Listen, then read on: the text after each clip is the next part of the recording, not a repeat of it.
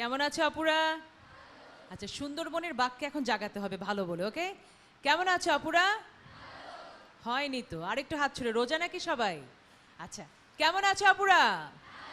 আচ্ছা, হাত উপরে ছুড়ে বলে দেখি একবার, ভালো। আমি চিৎকার করলে মাইক ফেটে যাবে, তোমরা চিৎকার করে বলো। হচ্ছে না। আচ্ছা, একটা কি করি আমি? নিউট্রিশন তো অনেক লাগবে। আচ্ছা, আরেকবার দেখি, কেমন আছো আপুরা? আর এখান থেকে জোরে হয়ে যাচ্ছে তো, আমি মাইক্রোফোন সরিয়ে বলছি। আচ্ছা, কেমন আছো আপুরা? আরেকবার জোরে, ভালো। আবার চুপ করে, ভালো। বাহ, কেমন আছো আপুরা?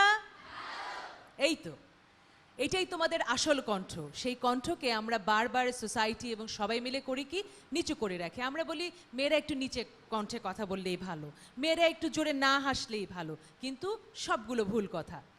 পৃথিবীর সবচেয়ে শক্তিশালী কথা হচ্ছে দন্তের নয় আকার। জোরে বলো তো দেখি, না।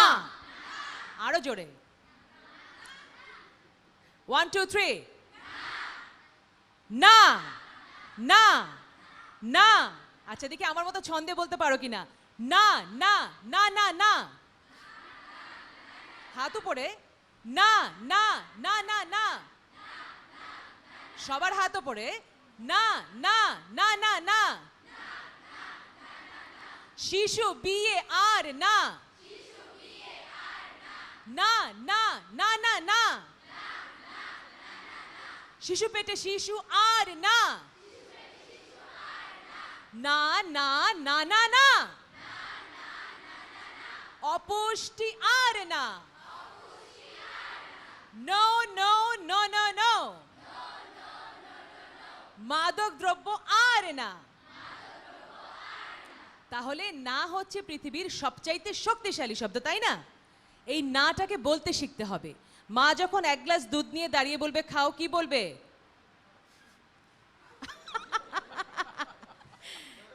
না আম্মু খাবো না বলবে? আচ্ছা, তখন একটা ডিম সিদ্ধ, সিদ্ধ ডিম গন্ধ, খাবো না বলবে? না। না বলতে হবে অসৎ বিষয়কে, খারাপ কাজকে, ইফটিজিংকে, বাল্যবিবাহকে, অপুষ্টিকে। আর হ্যাঁ বলতে হবে বাকি পৃথিবীর সব সুন্দরকে। আজ এই মঞ্চের সূর্য আসন যিনি অলঙ্কৃত করেছেন, সূর্যপ্রতিম ব্যক্তিত্ব ডক্টর গহর রিজভী, এত বিনয়ী আমি অবাক হয়ে দেখি। এবং আমি আমার শিক্ষকের কথা মনে করি, সিস্টার মেরি। তিনি বলতেন যে যে গাছে যত ফল ধরে সেই ফলের ভারে গাছটা তত অবনত হয়। আর এই যে ফল, সে ফলগুলো কি তিনি দীর্ঘ সময় ধরে স্টুডেন্টদেরকে পড়িয়েছেন বিশ্বের শ্রেষ্ঠ বিদ্যাপীঠে। এরপরে তিনি এসেছেন, তোমাদের কথা শুনলেই তিনি সোকড হয়ে যান। তিনি হৃদয়ে তোমাদেরকে ধারণ করেন, স্বর্ণ কিশোরীদেরকে, কারণ তিনিও বিশ্বাস করেন যে তোমরা ভালো থাকলেই ভালো থাকবে বাংলাদেশ। আমাদের আজকের বিশেষ অতিথির আসন অলঙ্কৃত করেছেন, আমি বলবো চন্দ্র আসন। আমাদের সঙ্গে রয়েছেন lieutenant general doctor Chowdhury Hasan Sarwardi. স্যারের জন্য আমরা অনেক অনেক ধন্যবাদ জানাই স্যারকে। আমাদের অ্যাডভাইজার হিসেবে উনি আমাদের সঙ্গে যুক্ত হয়েছেন এবং তিনি যুক্ত হয়েই প্রথমেই তার সন্দ্বীপ জেলায় সকল কিশোরীকে একত্রিত করেছেন। আমার ডানে রয়েছেন প্রফেসর জিউ হাসান, এবং তোমরা জানো যে তিনি তোমাদের বিষয় হলেই তিনি একদম সোজা হয়ে বসেন, স্বর্ণ কিশোরী। এবং আমার কাছে তোমাদের কত যে প্রশংসা করলেন, আমার মনটা ভরে গেছে। মায়ের কাছে মেয়ের প্রশংসা করলে যেমন মা একটু এরকম হয়ে যায়, আমি ঠিক সেই রকম অনুভব করছি। তো আসল কৃতিত্ব কিন্তু তোমাদের। এবং এই যে মনামি, আনিকা 2 বছরের চ্যাম্পিয়ন, এখানে আমাদের তাহমিনা রয়েছে 3য় বছরের চ্যাম্পিয়ন, লাবিবা রয়েছে সিলেটের, আমাদের প্রিফেক্ট আছে, ঐশী আছে আরেকজন প্রিফেক্ট, নিরলস কাজ করে যাচ্ছে, দীপ্তি এসেছে আমাদের সবার সিলেকশনে। দীপ্তি কিন্তু নাম্বার 1 উপজেলার কার্যক্রমে। দীপ্তির জন্য একটা জোরে হাততালি। সো এই যে মেয়েরা তৈরি হচ্ছে, মেয়েদের শুধু কি লাগে জানো? একটু সাহস। এবং আমরা মনে করি কি সবাই মিলে আমাকে সাহস দিবে। আমাদের প্রধান অতিথি আজ বলেছেন যে তোমরা একটা সহযোগিতা পেয়েছো, একটা সাপোর্ট পেয়েছো, তোমরা অনেক সৌভাগ্যবান। আমি বলতে পারি আমি আমার জীবনে কখনো কোনোদিন কোনো সহযোগিতা পাইনি মেয়ে হিসেবে। হ্যাঁ, মানুষ হিসেবে যেটা পাওয়ার দরকার সেটা আমি সবসময় পেয়েছি। আমাদের মেয়ে হিসেবে যে সুযোগগুলো নেয়ার, এটা যদি আমরা বন্ধ করতে পারি তবে আমরা এগিয়ে যাব। অধিকারের কথা বলেছেন প্রধান অতিথি, বলেছেন যে অধিকার কেউ দিয়ে যায় না। বলো তো, দেশটা কি আমাদেরকে হাতে ধরে কেউ দিয়ে গেছে যে ভাই এই যে বাংলাদেশের ম্যাপ এই নেন, আজকে থেকে আপনারা এখানে থাকেন, নাকি? তাহলে আমরা কিভাবে পেয়েছি বাংলাদেশ? যুদ্ধ করে আমাদের সবচাইতে মূল্যবান আমাদের জীবন, আমাদের রক্ত, আমাদের অস্তিত্ব, সমস্ত কিছুর বিনিময়ে আমাদের পূর্বপুরুষরা ছিনিয়ে এনেছে স্বাধীনতার লাল সূর্য। 6 দফা যারা পড়েছো তারা তোমরা দেখবে যে সেখানে কিন্তু ডিটেইলে বলা আছে আমরা কারা। আমাদের সংবিধান যারা, তোমাদেরকে পকেট সংবিধান দেয়া হবে, কারণ এই সময় থেকে তোমরা সংবিধান পড়বে। আমি তো জীবনের অর্ধেক পার করে ফেলেছি, এখন এসে সংবিধান ধরেছি, কোনো লাভ নেই। এখন শিখে আমি কি করবো? আর 20 বছর বাঁচবো? কিন্তু তুমি তো বাঁচবে আরো 40 বছর।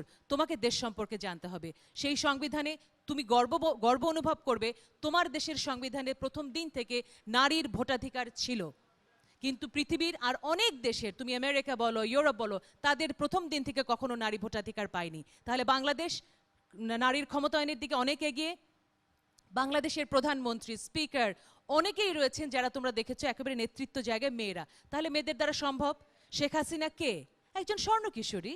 কারণ তিনি তো ছোটবেলায় একজন সোনার কিশোরী ছিলেন বলে, লেখাপড়া করেছেন বলে আজকে যোগ্যতার সঙ্গে তিনি নেতৃত্ব দিতে পারছেন। হ্যাঁ, তাকে হয়তো বঙ্গবন্ধু কন্যা হিসেবে আমরা প্রধানমন্ত্রী জায়গায় দেখেছি, কিন্তু এরপরে তিনি যে বিশ্বনেত্রী হলেন সেটা তো নিজের যোগ্যতায়, তাই না?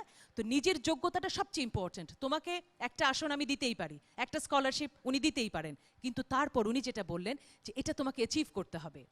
আমাদের চৌধুরী হাসান সারওয়ার্দী আরেকটা কথা বলেছেন, তুমি অনেক বড় হও, কোনো লাভ নেই আমার। কেন? তুমি যদি দেশের সপক্ষে না হও, স্বাধীনতার সপক্ষে না হও, তুমি পিএইচডি করো। আমাদের স্যারের নামের পিছনে তোমরা শুনেছো, মনামিরা বলেছে বীর বিক্রম।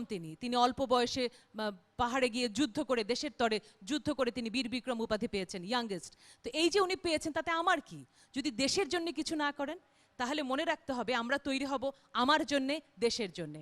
আমাদের দুটো মা, একটা মা যার গর্ভে আমার জন্ম হয়, আর একটা মা দেশ মা, যে মায়ের অক্সিজেনে আমরা বড় হই। এই অক্সিজেনে মা কি কখনো কার্পণ্য করে? আজকে তোকে সূর্যের আলো দেব না, এই যে বৃষ্টির আওয়াজ শুনছো, মা কি কার্পণ্য করেছে ভালোবাসা দিতে? তাহলে আমরা কেন আমাদের দেশটাকে এমন নোংরা করে রেখেছি? আমার মতে, তোমাদের বড় আপুর মতে, একটাই সলিউশন আমাদের, honesty. Honesty is the best policy. তুমি যদি অনেস্ট হও, তুমি তাহলে অবশ্যই জিপিএ 5 পাবে, কারণ তোমার টেক্সট বই পড়াই তোমার কাজ। সেটা তুমি শুধু করো, তুমি জিপিএ 5 পাবে। তবে এই যে এতগুলো কথা বলছি শক্তির কথা, সব কিছুর পেছনে রয়েছে পুষ্টি। তোমার শরীর ভালো না থাকলে এমন লাগবে। আর এই পুষ্টির বিভিন্ন দিক সম্পর্কে ডক্টর সাবিয়া বলেছেন, সারা দিন ব্যাপী তোমরা শুনবে। কিন্তু মনে রাখতে হবে, আমি আমার জীবনের অভিজ্ঞতা দিয়ে বলছি, আমি 21 বছর বয়সে বিয়ে করেছি। 21 বছর বয়স পর্যন্ত আমি 1 গ্লাস দুধ খেতাম। গ্লাসটা এত বড় ছিল, তাহলে কয় গ্লাস দুধ হলো? এখান থেকে এত বড় ছিল গ্লাসটা, 1 গ্লাস মাত্র দুধ খেতাম। 3 গ্লাস হয়ে গেল না? 2 গ্লাস বা 3 গ্লাস হলো, এত বড় একটা মগ। কিন্তু আমার যখন বিয়ে হলো, আমি শ্বশুরবাড়ি যাওয়ার পর থেকে আর 1 গ্লাস দুধ খেতে পাইনি। এখন আমাকে বলবে আমাকে কি মেরেছে, কেটেছে? সেটার চেয়ে বড় কথা, সামাজিকভাবে এমন একটা জিনিস তৈরি হয় বিয়ের পরে মেয়েরা শ্বশুরবাড়িতে গিয়ে ওই যে ফ্রিডম, ওই যে আম্মু আমাকে দুধ দাও, ডিম দাও। ছেলের বউ দুধ খায়, ডিম খায়, কেমন না? কিন্তু ছেলের বউ কি মানুষ না? তাকে তো দুধ ডিম খেতে হবে। তাহলে বাল্য বিয়ে যে করছে, আমি 21 বছর বয়সে যে দুধটা এনশিওর করতে পারিনি, ছোটবেলায় 13 বছর 14 বছর বিয়ে হলে তুমি কি এনশিওর করবে? তোমার পেটে হঠাৎ করে বাচ্চা, তুমি তো কিছুই জানো না, হঠাৎ করে বাচ্চা আসলো, তোমার বাচ্চার সমস্ত নিউট্রিশন নিয়ে গেল, তোমার পেটে তোমার বাচ্চা হলে গেল তোমার শরীরের শত্রু। কিন্তু এই শিশুটার তো কোনো দোষ নেই, দোষটা কার? আমি বলবো তোমার। তোমাকে শুধু বুঝতে হবে মা, যে আমি 18 বছরের আগে বিয়ে করব না, একটু বুঝেছো? আচ্ছা, 18 বছর হলেই বিয়ে করবে কে কে দেখি, সাথে সাথে অন স্পট, বার্থডে দিন, বিয়ের দিন না? আচ্ছা, ভেরি গুড। 18 কারণ তোমাদেরকে নর্থ সাউথ যেতে হবে, বিয়ে করে ফেললে কিন্তু আবার কি বলবে যে তোমার, হ্যাঁ, স্কলারশিপ ক্যান্সেল হয়ে যাবে। সুতরাং আসলে বিয়েটা কিন্তু জীবনের খুবই গুরুত্বপূর্ণ একটা দিক। কারণ কি, বিয়ে কি জানো? বিয়ে হচ্ছে জীবনের দ্বিতীয় জন্ম। প্রথম জন্মে কিন্তু আমরা বাপমা সিলেক্ট করতে পারি না। আমি হঠাৎ করে বললাম আমি গহর রিজভির মেয়ে হতে চাই, আল্লাহ আমাকে গহর রিজভির মেয়ে করে দিল, সম্ভব? সম্ভব না। তাহলে ওটা আল্লাহ করেছেন, ওটা ভাগ্যে হয়ে গেছে। এখন সম্ভব। তুমি কাকে বিয়ে করবে? তুমি কি একটা ড্রাগ অ্যাডিক্ট, অযোগ্য ছেলেকে বিয়ে করবে? তোমার সন্তান হবে একেবারে রুগ্ন, এবং তোমার সোসাইটিতে কোনো অ্যাকসেপ্টেন্স থাকবে না, সব কিছু নষ্ট হয়ে যাবে। অথচ মেয়েরা কি করে? রকে বসে থাকে এক ড্রাগ অ্যাডিক্ট ছেলে দেখে, আহারে, তাই না? অমুকের জন্য আহারে, অনেক মায়া লাগে। মায়া আর দয়া দিয়ে বিয়ে হয় না। বিয়ে কিসে হয়? কেমিস্ট্রিতে হয়।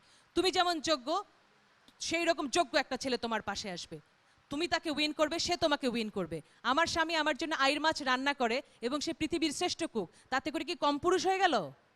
না। কিন্তু স্বামী স্ত্রী দুজন দুজনকে এইভাবেই সাপোর্ট করবে সব কিছুতে। তো আজকে আমরা নিউট্রিশন নিয়ে সারাদিন ব্যাপী জানবো। আমাদের আমাদের দুপাশে দুজন রয়েছেন, তাদেরকে আমরা প্রাণ ভরে ধন্যবাদ জানিয়েছি। আমাদের প্রধান অতিথি সূর্যপ্রতিম ব্যক্তিত্ব, তার জন্য অনেক জোরে একটা হাততালি দেবো আমরা। বাংলাদেশ কৃতজ্ঞ আপনার কাছে, আপনি আপনার উইজডম নিয়ে বাংলাদেশকে নেতৃত্ব দিচ্ছেন আন্তর্জাতিক অঙ্গনে। এবং আমার আরও দুপাশে যারা দুজন রয়েছেন, এখানে ডক্টর নিজাম ও এখানে আছেন তো না? হ্যাঁ, আমাদের জেনারেল সেক্রেটারি, তার জন্য উষ্ণ করতালি হবে, যোগ্য নেতৃত্ব দিচ্ছেন তিনি স্বর্ণকিশোরীকে। এবং ডক্টর সাবিহা সারাদিন ব্যাপী তিনিও তোমাদের সঙ্গে থাকবেন, নিউট্রিশন সম্পর্কে বলবেন, আর অনেক সুন্দর সুন্দর কথা আমরা তার কাছে শুনবো। ডক্টর রফিক রয়েছেন, রফিকুল ইসলাম, আপনার জন্য আমাদের অনেক অনেক ধন্যবাদ আপনার প্রতি। এবং নিউট্রিশনিস্ট রয়েছেন ইশরাত। আর আমাদের মেয়েরা যারা আছে হাত তোলোতে দেখি, যারা এসেছে বিভিন্ন দূর দূর প্রান্ত থেকে হাত তোলো। নওশিন, বাগেরহাট, সবাই হাত তোলো। লাবিবা, নওগাঁ, সিলেট, সব জায়গা থেকে এসেছে। আচ্ছা, ওরা কিন্তু কোনো টাকা পয়সা পায় না, বিশ্বাস করো, এমনি এমনি আসে, ভূতের বেগার খাটে। ভূতের বেগার মানে খামাখা কাজ করে, ঘরের খেয়ে বনের তারায়, মনে হচ্ছে? আচ্ছা, এই যে ঘরের খেয়ে বনের তারায়, এই মানুষটি হবে তুমি। ঘরের খেয়ে বনের তাড়াবে, দেশের জন্য কাজ করবে। আর এখন আমরা আমাদের এই ওপেনিং সেরেমনিটা শেষ করব। আমি আমাদের প্রধান অতিথিকে অনুরোধ করব কিছুক্ষণের মধ্যে তোমাদের সামনে আসবো। আজকের তোমাদের সেশনটা ফিতা কেটে ইনঅগারেট করা হবে। ফিতার মধ্যে 5টি ফিতা আছে, এবং এই 5টি ফিতা যেটা আছে সেটি হচ্ছে 5টি বছরের রিপ্রেজেন্টেশন। 14, 15, 16, 17, 18, 19 সালের মধ্যে তোমরা তোমাদের নেটওয়ার্কে 2 কোটি মেয়েকে যুক্ত করতে যাচ্ছ। তাহলে নিজেদের জন্য একটা উষ্ণ করতালি হবে। ঠিক তার পরপর একটি অ্যাপ্লিকেশন এবং একটি মেডেল আমরা হ্যান্ডওভার করব। এবং সেই সঙ্গে সঙ্গে আমাদের একটি ডেমো আছে, যেটি ওয়েট মেপে দেখাবেন আমাদের ডক্টর ইশরাত। এবং তারপর আমরা আমাদের অনুষ্ঠান শেষ করব। তোমরা অনেক অনেক ভালো থেকো, ভালো রেখো সমাজ আর দেশটাকে। তোমাদের মাঝে জরায়ু আছে বলে তোমরা ঈশ্বরের একেবারে প্রথম অংশ।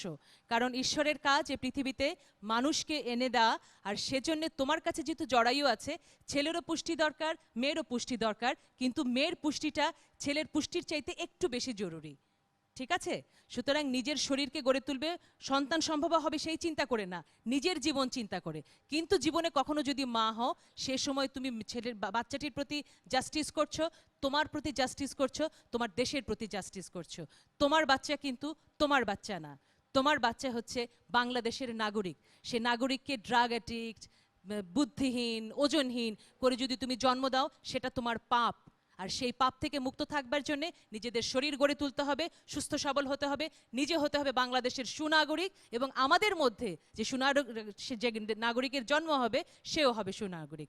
পুষ্টি নিশ্চিত করো, বলিষ্ঠ বাংলাদেশ করো। সবাই ভালো থেকো।